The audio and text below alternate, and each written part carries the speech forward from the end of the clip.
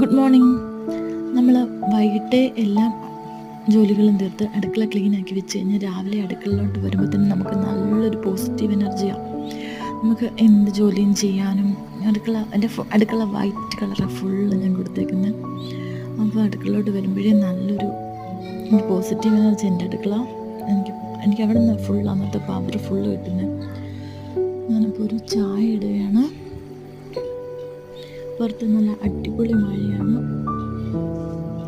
അപ്പോൾ ഒരു peaceful morning എല്ലാവർക്കും വിഷ് ചെയ്യുന്നു.